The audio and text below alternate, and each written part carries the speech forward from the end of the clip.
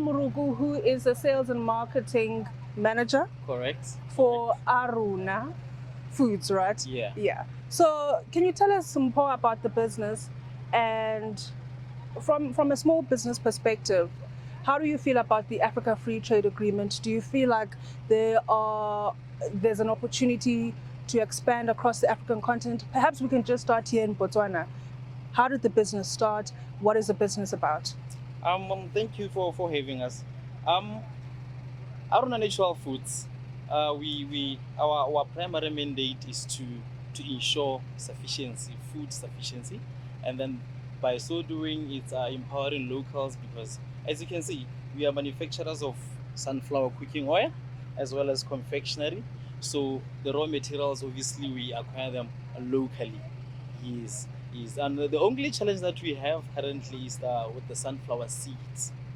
So you earlier mentioned the Africa Free Trade Agreement. Free Trade Agreement. Actually, that will come in handy, because in that way we'll have, I don't know, what should I call it, rebates, or where we'll be able to trade with you at a lower affordable rates, exporting sunflower seed from South Africa and Namibia, Zambia, and in that way they'll be fluent. As a company, we initially started that to see a situation whereby Africa as a whole, we Africans, we benefit from that transaction. I'm able to trade with you from as far as South Africa or Nairobi or wherever. As a small business, do you feel like you guys have the financial muscle or the production muscle to make, obviously, be able to expand across the African continent? Yeah. Honestly speaking, we don't, because as it is, where you guys are is called the Greater Gaborone.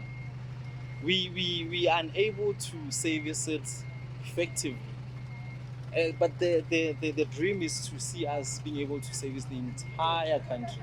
Now, because of that element that you just mentioned, the financial muscle, we are not able to.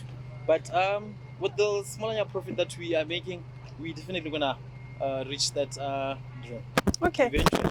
Now take us through these products, I guess. Yes. So what do we have here? What we have here is the sunflower cooking oil. It's in two variables or variants. This one is the virgin oil. The virgin oil, we use a process called the cold press.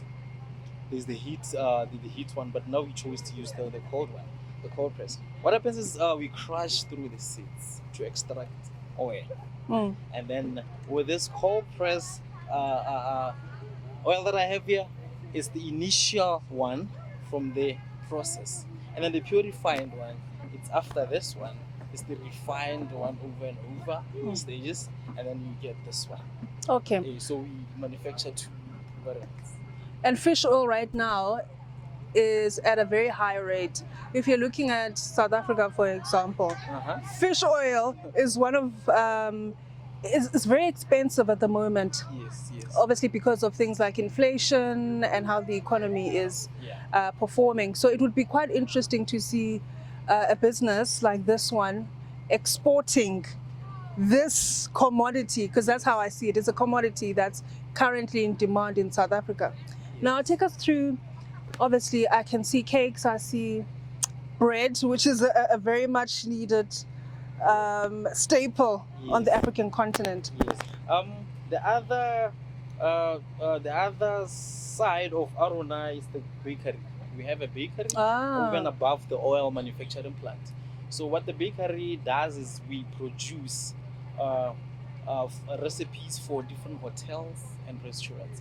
Currently, what we have here, it's some of the products from the Woolies or Woolworths recipes. Yeah. The cake, this recipe was developed here locally. Of course, we've been getting it from South Africa. I have to yes. Because we're all trading together, is it not? Yeah. The initiative with Woolworths is that they want to empower the locals where they are conducting business. That's why we ended up with the Woolies cake here. Okay. And other products. All right. Yeah. Okay.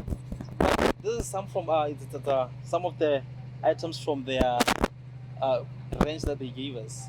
It's just the beds. The range is quite big. We are hoping expanding will eventually finally produce everything for them.